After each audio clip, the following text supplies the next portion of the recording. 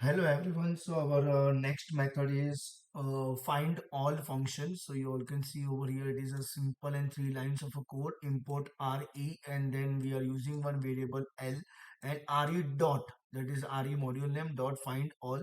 So what we are actually wanted to find any character that is lowercase a to z from the given string. This is our given string.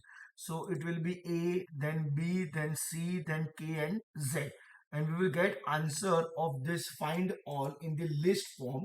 So control S and F1. See. But suppose if you say instead of A to Z, I am interested in I just want answer of only digits 0 to 9, then control S and we will check, we'll write 0 dash 9 and F1. So now we are getting answer of 795, but in both the case we will get answer in the form of list only. So that is all about find all function. Thank you everyone.